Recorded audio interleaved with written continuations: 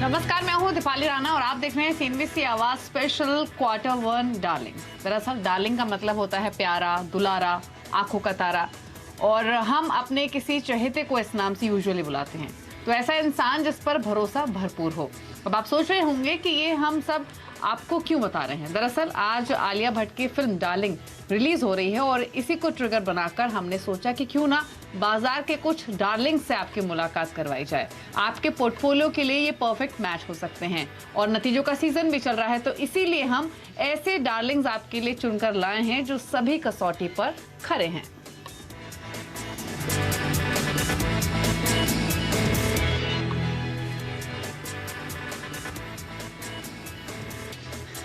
तो आलिया भट्ट की movie Darling's और उनका इनफैक्ट जो प्रोडक्शन हाउस जिन्होंने स्टार्ट किया है उस प्रोजेक्ट की, उसके अंडर ये डेब्यू प्रोजेक्ट है डोमेस्टिक वायलेंस पे बेस्ड, और जहां पर जो पूरी थीम है पिक्चर की वो होप्स और डिजायर्स पर है। और अगर आप बात करेंगे अर्निंग्स की, तो यहाँ भी होप्स और डिजायर्स का बहुत रोल होता है। डिजायर हम कुछ करते हैं, होप्स कुछ करते हैं, और अर्निंग्स लेकिन जिस तरीके की परफॉर्मेंस रहे कंपनियों की उसके हिसाब से ही आती है, फिर चाहे आप कोई भी होप रखें या कोई भी डिजायर रखें।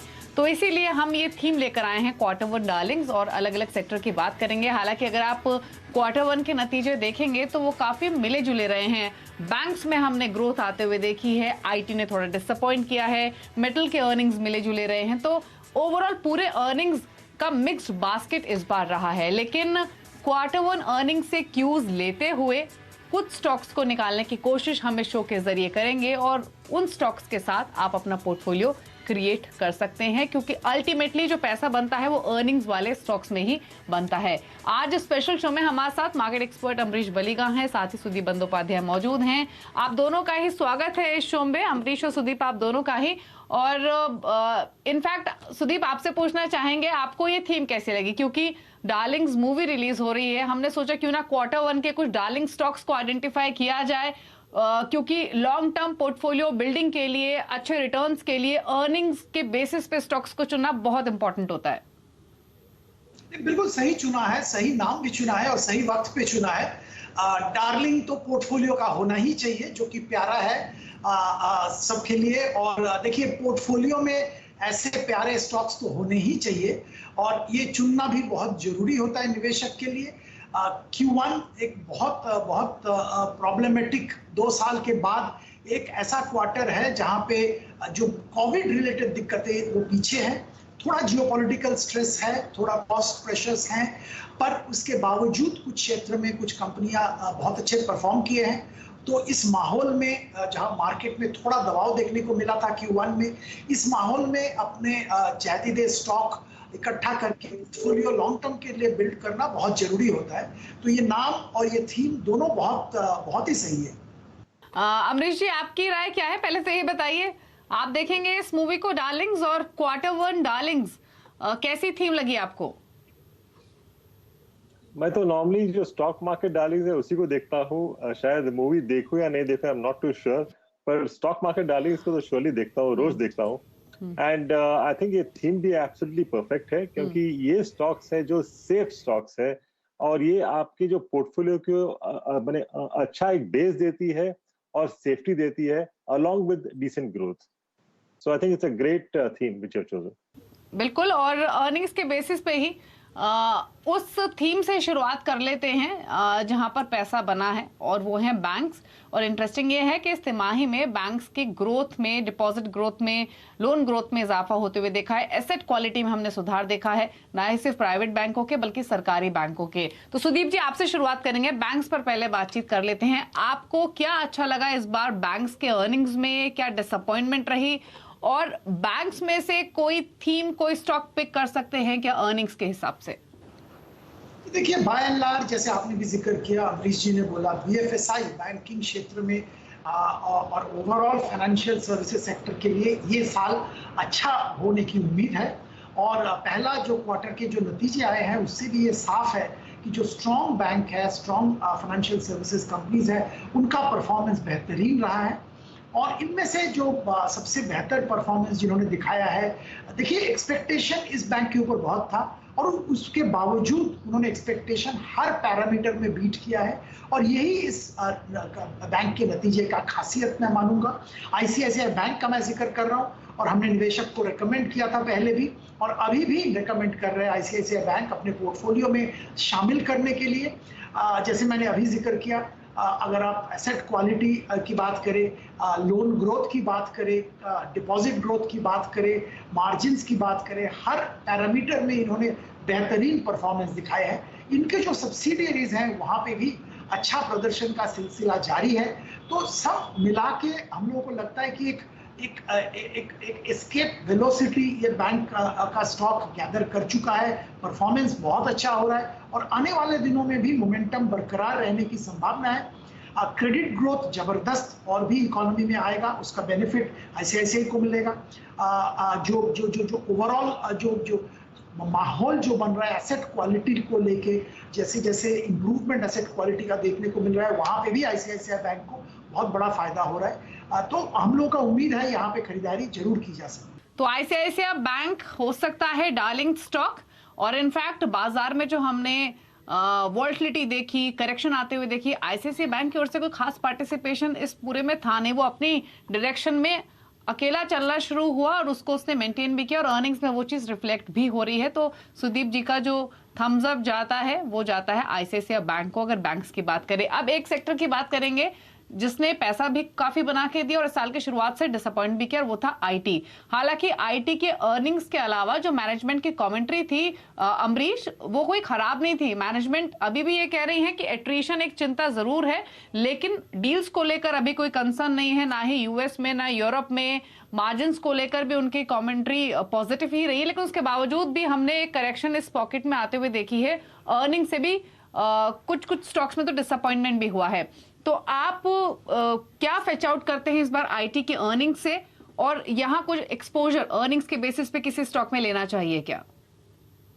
जब जिस सेक्टर में थोड़ा सा स्लो डाउन आता है, थोड़े क्वेश्चन मार्क्स आते हैं, then I think clearly the best stock to be bought in that stock like in that sector clearly उसका लीडर है, और यहाँ पे लीडर है टीसीएस।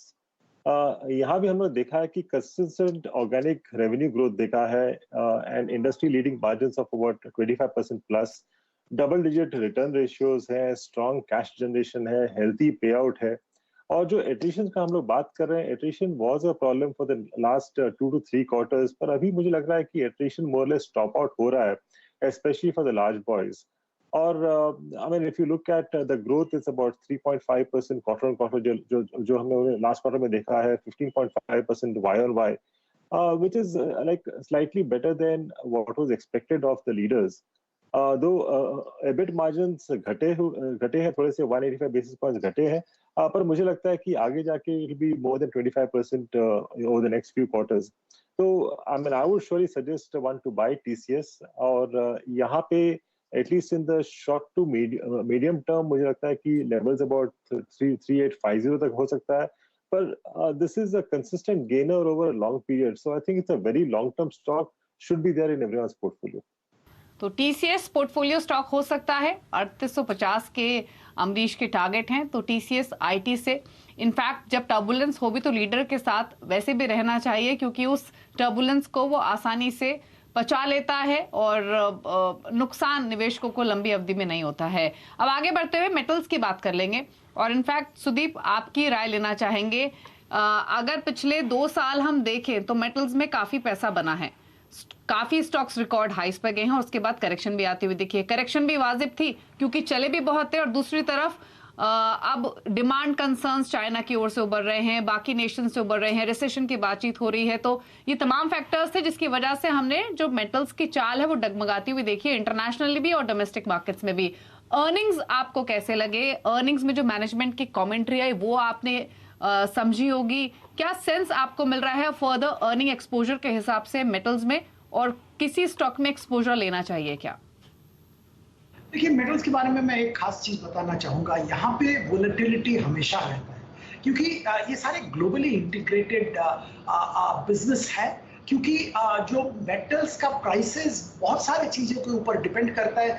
ये सिर्फ local demand, local supply, local issues पे नहीं डिपेंड करता है। जैसे आपने जिक्र किया चाइना की जो डिमांड है और ग्लोबल मार्केट में जो प्रोडक्शन है, ग्लोबल मार्केट का डिमांड है, इसमें वोलेटिलिटी देखा जाता है। चाइना में जैसे लॉकडाउन्स चल रहे हैं, जैसे इकोनॉमिक स्लोडाउन देखा गया है, ये सब के कारण मेटल्स के डिमांड में थोड़ा कमी देखने को मिला है, उसमें प्रेशर रहता है। इसके अलावा जियोपॉलिटिकल रीजन से बहुत सारे टैरिफ इम्पोज होते हैं। इंडिया की तरफ से भी तरह तरह के एंटी डंपिंग के लिए कुछ ड्यूटीज आते हैं, कुछ एक्सपोर्ट के ऊपर पाबंदियां आते हैं, तो वोलेटिलिटी बरकरार रहता है। तो मैं निवेशक के लिए यही सलाह दूंगा कि आप शॉर्ट टर्म के लिए इसमें थोड़ा सतर्क रहिए, पर अगर आपका नजरिया लंबी अवधि का है, मीडियम टू लॉन्ग टर्म है, तो यहाँ पे जो हमारे दिग्गज मेटल कंपनीज हैं, जैसे कि मैं टाटा स्टील का जरूर जिक्र करना चाहूंगा, बेहतरीन परफॉर्मेंस दिखा रहे हैं कंटिन्यूअसली। एसेट जो डेट इनका कंटिन्यूअसली कम हो रहा है। जो यूरोप में जो इनकी दिक्कतें थी, यूरोप के दोनों फैसिलिटीज, यूके का और नेदरलैंड का, दोनों फैसिलिटी में प्रोडक्शन ठीक ठाक चल रहा है, प्रॉफिटेबिलिटी वापस आ गया है, स्ट्रेस बिल्कुल कम हो गया है। नेदरलैंड में तो बिल्कुल ही स्ट्रेस खत्म हो गया है, यूके में थोड़ा बहुत कैश फ्लो का है, पर ओवरऑल बहुत अच्छा माहौल यूरोप के बिजनेस में, जहाँ पे दिक्कत था वहाँ पे है। डोमेस्टिक बिजनेस हमेशा स्ट्रांग था। Jamshedpur one of the lowest cost production centres in the world for quality steel है, और इसका बहुत बड़ा फायदा टाटा स्टील को मिलता है। तो हम लोगों को लगता है कि आने वाले दिनों में इंडिया में स्टील का डिमांड सिग्निफिकेंटली इंक्रीज होने की उम्मीद है। डोमेस्टिक डिमांड, जो इंफ्रास्ट्रक्चर स्पेंड होगा, जो प्राइवेट केपेक्स होगा, हर चीज में स्टील की जरूरत होती है। तो लगता है कि आने वाले दिनों में स्टील का डिमांड इसको ड्राइव करेगा, और Tata steel absolutely right position में है इसका बेनिफिट लेने के लिए। तो लंबी अवधि के लिए अगर निवेशक पोर्टफोलियो बना रहे हैं तो वहां पे टाटा स्टील होना बहुत जरूरी है। हाँ, तो एक चीज तो इनफैक्ट सुदीप जी ने जो कही वो बहुत इंपॉर्टेंट है। मेटल्स अब शॉर्ट टर्म के लिए नहीं है, लॉन्ग टर्म के लिए आप देख सकते हैं, इन्वेस्टमेंट के लिए देख सकते हैं, पोर्टफोलियो के लिए देख सकते हैं, और इसीलिए टाटा स्टील एक स्टॉक है जहां आप बाय करके चल सकते हैं। लेकिन अगर हम मौजूदा स्थिति की बात करें तो एक सेक्टर जिस पर सबकी नजरें आजकल हैं वो है ऑटोज, और मेटल्स ने काफी ऑटोज का मूड बिगाड़ा है, क्योंकि स्टील के प्राइसेस काफी बढ़े पिछले 2 सालों में। उसका सीधा असर कंपनियों के मार्जिन्स पर पड़ा। कोशिश भी की प्राइस हाइक के थ्रू पास ऑन करने के, लेकिन फिर भी कंसर्न्स थे। अब एक तरफ कमोडिटी कॉस्ट का रिलीफ तो आ ही रहा है, और अगर हम अमरीश जी नंबर्स देखें, ऑटो के वॉल्यूम्स देखें, तो एक चीज तो क्लियर है, पैसेंजर व्हीकल्स की डिमांड अच्छी है, टू व्हीलर्स की डिमांड इंप्रूव होने की एक्सपेक्टेशंस हैं, कमर्शियल व्हीकल्स की डिमांड में भी इंप्रूवमेंट दिख रहा है। और इनफैक्ट पिछले 3-4 महीनों में स्पेशली जितनी भी बातचीत हमारी कंपनियों की मैनेजमेंट से हुई है, एक चीज तो क्लियर है कि प्रोडक्शन कंपनियां बढ़ा रही हैं, उसके बावजूद भी जो वेटिंग पीरियड है गाड़ियों का वो कम नहीं हो रहा है, क्योंकि डिमांड ही इतनी स्ट्रांग आ रही है। कैंसिलेशंस भी कंपनियों को करनी पड़ रही हैं अपने कुछ की सेलिंग प्रोडक्ट्स पर। तो ये एक अच्छा साइन, और शायद यही प्राइसेस में रिफ्लेक्ट भी हो रहा है, अर्निंग्स में भी रिफ्लेक्ट हो रहा है। TVS motors all time high पर, Bajaj auto all time high पर, मारुति काफी अच्छा चला है।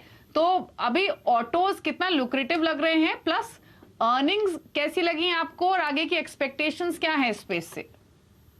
देखिए, अर्निंग्स थोड़े बहुत वीक थे, but then I think everyone is expecting that, तो I think that is already discounted. और जिस हिसाब से विजिबिलिटी है इस स्पेस में, आई थिंक दैट्स एक्सीलेंट, क्योंकि like a company like Maruti, जो मेरा पिक है, वहां पे भी यदि ऑर्डर बैकलॉग देखते हैं तो 3,50,000 यूनिट्स का ऑर्डर बैकलॉग है। और लाइक लास्ट 2-3 क्वार्टर से जो इश्यू थे कमोडिटी प्राइसेस के, the commodity price are coming down, इन्होंने प्राइस हाइक लिया है, कमोडिटी प्राइसेस कम हो रहे हैं, तो क्लियरली मार्जिन्स तो श्योरली इंप्रूव होने वाले हैं। And for someone like Maruti, जिन्होंने थोड़ा बहुत लूज किया था एसयूवी सेगमेंट में, वहां भी इन्होंने न्यू लॉन्चेस किए हैं। They have launched a new Brezza, grand Vitara launch किया है, मिड साइकिल में अपग्रेड किया है अर्टिगा और XL6 का। तो इसका जो लाइक पॉजिटिव है, ये I think should come over the next at least 2-3 quarters if not more. और जो मारुति के लिए जो बिगेस्ट जो पॉजिटिव है, इनका जो नेटवर्क है, and it is very difficult to replicate a network जो इन्होंने लास्ट 30-35 ईयर्स में बिल्ड किया है। So clearly I think Maruti is the pick in the auto space, और मुझे लगता है कि we should at least in the medium to long term, जो प्राइस टारगेट मेरा है 10,200 का है। और इनफैक्ट अभी ऑल टाइम हाइस में जाने में समय भी है, क्योंकि 10,700 या 11,000 के नजदीक के कंपनी के ऑल टाइम हाई हैं। और जैसे अमरीश जी ने कहा, कंपनी का जो पूरा प्रोडक्ट पोर्टफोलियो है वो काफी अच्छा परफॉर्म कर भी रहा है। विटारा अब सितंबर फर्स्ट वीक में लॉन्च होगी, ग्लोबल अनवील हो चुका है, बुकिंग्स काफी स्ट्रांग आ रही हैं। रिसेंटली मैनेजमेंट ने ये कहा भी है। टोटल 15 मॉडल बेचते हैं, जिसमें से 9 मॉडल सीएनजी में भी आते हैं। तो कंपनी अपने सीएनजी पोर्टफोलियो को भी काफी स्ट्रेंथन कर रही है और टोयोटा के साथ अब पार्टनरशिप के बाद विटारा भी कंपनी लेकर आ रही है। तो ऑल्टरनेटिव फ्यूल या फिर कहें जो इलेक्ट्रिफिकेशन वाली जर्नी है वो भी मारुति सुजुकी की शुरू हो चुकी है, जिसका बेनिफिट मिलेगा। और स्टॉक 200 तक के टारगेट के लिए खरीदारी की सलाह अमरीश जी की ओर से आते हुए दिख रही है। तो मारुति एक पिक। ऑटो स्पेस से अर्निंग्स थोड़े कमजोर थे, लेकिन जो विजिबिलिटी आगे की है वो बहुत इंपॉर्टेंट है और सारे जो नेगेटिव चीजें हैं वो ऐसा लग रहा है कि इन लेवल्स पर फैक्टर्ड इन हो चुकी है। तो ये पिक आपको मिली है अमरीश जी की ओर से। चलिए इसके अलावा एक सेक्टर की और बात कर लेते हैं और अब चर्चा कर लेते हैं रियल्टी की। इनफैक्ट रियल्टी की बातचीत करने से पहले एक बार कैपिटल गुड्स पर चर्चा कर लेते हैं, क्योंकि सुदीप जी से उस पर राय लेंगे। ये कैपिटल गुड्स के अर्निंग्स कैसे लगे सुदीप जी आपको, स्पेशली ऑर्डर बुक के हिसाब से, एग्जीक्यूशन के हिसाब से, न्यू ऑर्डर फ्लोस के हिसाब से, और क्या की टेक अवेज रहे इस बार के अर्निंग से? देखिए, ऑर्डर बुक में तो कोई कमी नहीं है। ऑर्डर बुक तगड़ा ऑर्डर बुक सभी जो कैपिटल गुड्स सेक्टर प्लेयर है उनके पास है। प्राइवेट केपेक्स अभी तक इतना जबरदस्त पिकअप नहीं हुआ है, पर पब्लिक केपेक्स जो है, पब्लिक सेक्टर के जो एक्सपेंडिचर्स है उससे इनके ऑर्डर बुक भरे हुए हैं। अगर आप इस सेक्टर में दिग्गज कंपनी का जिक्र करें, एल&टी का ऑर्डर बुक तगड़ा है। एग्जीक्यूशन में पिछले कुछ क्वार्टर्स में थोड़ी दिक्कतें थी, कोविड के टाइम बहुत दिक्कत था। अभी वो दिक्कतें कुछ हद तक दूर हुआ है, कॉस्ट पुश हुआ है, पर उसके बावजूद जो एफिशिएंसी गेन हो रहा है, प्रोडक्टिविटी इंक्रीज होने के कारण, उससे इनका मार्जिन आने वाले दिनों में अच्छा होने की उम्मीद है। और मैनेजमेंट का जो कमेंट्री है वो भी यही इंडिकेट करता है। स्पेसिफिकली एल&टी की अगर बात करें, क्योंकि वो मेरा पसंदीदा स्टॉक है करंट लेवल पे भी, यहाँ पे एक खास बात ये है कि जो इनका जो वेस्ट एशिया में हाइड्रोकार्बन का केपेक्स वापस आ गया है, क्योंकि ऑयल प्राइसेस बढ़ गए हैं। इसके चलते यहाँ पे भी एल&टी को अच्छा ट्रैक्शन मिल रहा है। इनके जो सब्सिडियरीज है अच्छा परफॉर्म कर रहे हैं, और ये सब्सिडियरीज जो कैपिटल एलोकेशन पॉलिसी ठीक करने के बाद इन्होंने जो अनरिलेटेड बिजनेस से एग्जिट लेने का फैसला किया था, उस पर काम चल रहा है। वो भी इनको वर्किंग कैपिटल, कैश फ्लो और एफिशिएंसी गेन करने में सहायता कर रहा है। तो आने वाले दिनों में बहुत अच्छा टेलविंड एल&टी जैसे कंपनी के पास रहेगा, बाकी कंपनीज के भी पास रहेंगे, पर एल&टी क्योंकि सेक्टर लीडर है, हम यहीं पे खरीदारी की सलाह दे रहे हैं करंट लेवल पे 1 साल प्लस का नजरिया से। तो एल&टी एक स्टॉक जहां पर अगले 1 साल के नजरिए से एटलीस्ट निवेश कीजिए, निवेश किया हुआ है तो डेफिनेटली आप होल्ड कीजिए। तो कैपिटल गुड्स से पिक है एल&टी, लीडर को चुना है सुदीप जी ने। इसी कड़ी में अब हम बात करेंगे रियल्टी की, और रियल्टी सेक्टर के अर्निंग्स मैनेजमेंट कमेंट्री से 3-4 चीजें सामने निकल कर आई। पहली चीज तो ये कि जो प्री सेल्स बुकिंग है वहां इंप्रूवमेंट देखने को मिली है। प्राइस हाइक फाइनली कई सालों के बाद, कम से कम 7 साल के बाद प्राइसेस बढ़ना शुरू हुए हैं रेजिडेंशियल प्रॉपर्टीज के, स्पेशली रेजिडेंशियल में डिमांड आना शुरू हुई है। कमोडिटी प्राइसेस जो कूल ऑफ हुए हैं उसका भी फायदा इन कंपनियों को मिलेगा या इस सेक्टर को मिलेगा। तो पहले तो की टेकअवेज पूछ लेते हैं रियल्टी में ओवरऑल अर्निंग्स को लेकर, क्योंकि ये स्टॉक भी अपने रीसेंट हाई से काफी नीचे ट्रेड कर रहे हैं। अगर कोई भी स्टॉक आप उठाकर देख ले, गोदरेज है, ओबरॉय है, डीएलएफ है, तो ऐसे में अपॉर्चुनिटी है या फिर नहीं, ये जान लेते हैं। तो अमरीश जी बताइए पहले तो रियल्टी सेक्टर के अर्निंग्स आपको कैसे लगे, क्या की टेकअवेज आपकी तरफ से, और अगर एक्सपोजर लेना हो तो किस स्टॉक में लें? देखिए, रियल्टी स्पेस में अपॉर्चुनिटीज काफी है, क्योंकि लास्ट करीब 7-8 साल से काफी अंडर परफॉर्म किया था, पर पोस्ट कोविड हम लोग ने देखा कि काफी अच्छा पिकअप हुआ है रेजिडेंशियल स्पेस में, स्पेशली अफोर्डेबल हाउसिंग में। और अभी हम लोग देख रहे हैं कि जो कमर्शियल स्पेस है, because of the starting of commercial activity in the last 1 year post Covid, वहां पे हम लोग देख रहे हैं कि काफी लीजिंग एक्टिविटी बढ़ चुका है। It's very robust, and specially stock like brigade जो मेरा पिक है, हम लोग ने जो लास्ट क्वार्टर में देखा कि प्री सेल्स काफी अच्छा बाउंस बैक किया है, इम्प्रूव्ड अर्निंग्स दिखाया इन्होंने प्राइस हाइक भी किया करीब 5 to 8%। At the same time जो कमोडिटी प्राइसेस बढ़े थे based on which they done the price hike, अभी कमोडिटी प्राइसेस भी कम हो रहे हैं, so this will clearly add to the margin. और उनका जो हॉस्पिटैलिटी स्पेस है वहां भी हम लोग देख रहे हैं कि अच्छा बाउंस बैक है, and they have bought nearly 8 million square feet of land in current year. FY23 में, और आगे जाके भी I think over the next few months for FY23 overall उन लोग शायद और एक 5 मिलियन स्क्वायर फीट लेंगे. So this shows that they have a very strong sort of a pipeline, और सेल्स भी अच्छा हो रहा है. तो I think at least possible future में performance should be extremely good. तो ब्रिगेड में मेरा जो टारगेट बनता है करीब 650 का बनता है.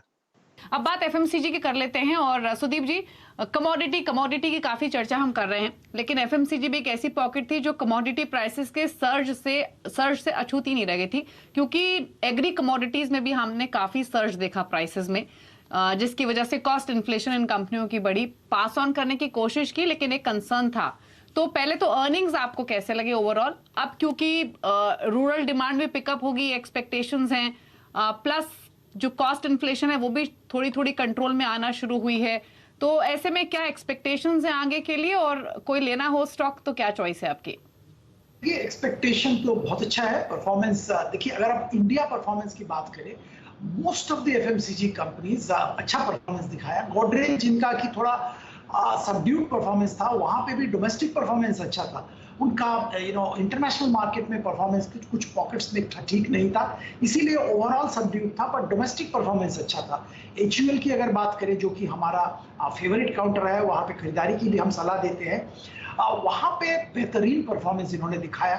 और जैसे आपने जिक्र किया, कॉस्ट पुश जो आया था बीच में, उसको काउंटर करने के लिए इन्होंने बहुत सारा कॉस्ट कंट्रोल मेजर्स किए हैं, सिलेक्टिवली प्राइस हाइक लिया है और सिलेक्टिवली पैक साइज एडजस्ट किया है. तो ये सारे जो कोऑर्डिनेटेड एफर्ट, इसके बाद इन्होंने अपना मार्जिन मेंटेन किया, ग्रो किया, और जो मार्केट का एक्सपेक्टेशन था उससे बेहतर मार्जिन प्रदर्शन किया. वॉल्यूम्स की अगर बात करें, वहां पे भी अच्छा खासा मूवमेंट देखने को मिला है, और उम्मीद यह है, जैसे आप जिक्र कर रहे थे, मॉनसून अच्छा होने के बाद रूरल डिमांड और भी पिकअप करेगा, और इकोनॉमी में जैसे जैसे और भी इम्प्रूवमेंट होगा, उम्मीद यह है कि अच्छा मूवमेंट वॉल्यूम में भी देखने को मिलेगा. तो HUL में जरूर खरीदारी की जा सकती है. यहाँ पे खास बात और एक है कि GSK का पोर्टफोलियो, जो फूड्स का पोर्टफोलियो इन्होंने एक्वायर किया था, वो उसका पूरा अभी तक बेनिफिट HUL नहीं उठा पाए. उम्मीद यह है कि आने वाले दिनों में उस पोर्टफोलियो का भी बेनिफिट HUL को मिलेगा. तो बाय एंड लार्ज अगर आप लंबी अवधि के लिए अपना डार्लिंग पोर्टफोलियो बना रहे हैं, तो HUL उसमें जरूर शामिल कीजिए. HUL पिक कर सकते हैं एफएमसीजी स्पेस से. फटाफट से फार्मा की भी बात कर लेते हैं. अमरीश, आपको कैसे लगे फार्मा के अर्निंग्स, और कोई स्टॉक पिक करना हो तो क्या सजेशन? फार्मा में ओवरऑल हमने देखा कि थोड़ा बहुत म्यूटेड अर्निंग्स थे, पर I think this is temporary. I think it's a very good defensive space. तो यहाँ पे मेरा जो पिक है डॉक्टर रेड्डी का है. यहाँ भी हम लोगों ने म्यूटेड ग्रोथ देखा है, सेल्स में करीब 6% ग्रोथ देखा था, पर आगे जाके over the next 2-3 quarters I think will see a very good bounce back, क्योंकि इनके जो रेवेन्यूज है काफी अच्छे स्प्रेड है अक्रॉस वेरियस ज्योग्राफीज, और हम लोग एक्सपेक्ट करें कि there will be ramp up of value active new launches जो होने वाले हैं आगे जाके in the next 2 quarters. This will result in higher margins, और ये लोग बैकवर्ड इंटीग्रेशन भी कर रहे हैं नियरली 70% ऑफ द मॉलिक्यूल्स का, तो इससे भी इनके मार्जिन्स बढ़ेंगे. तो this is one stock which I will buy for long term, और यहाँ पे मेरा प्राइस टारगेट है करीब 5400 का. 5400 का टारगेट है डॉक्टर रेड्डीज में. तो ये चॉइस है अमरीश जी की ओर से. फार्मा में डॉक्टर रेड्डीज को खरीद के चल सकते हैं. तो चलिए, इस शो के जरिए हमने काफी सारे स्टॉक्स आपके लिए आइडेंटिफाई किए अर्निंग्स के बेसिस पे, क्वार्टर वन डार्लिंग्स के तौर पर, और इन डार्लिंग्स के साथ आप अपना पोर्टफोलियो क्रिएट कर सकते हैं, लेकिन ये सभी लॉन्ग टर्म इन्वेस्टमेंट के हिसाब से हमारे दोनों मेहमानों ने सजेस्ट की है. तो शुक्रिया अमरीश जी और सुदीप जी आने के लिए शो में, और हमारे व्यूअर्स की हेल्प करने के लिए, उनका क्वार्टर वन डार्लिंग्स के साथ एक डार्लिंग पोर्टफोलियो क्रिएट करने में. Thank you for being on the show. और इसी के साथ इस स्पेशल शो में इतना ही. नमस्कार.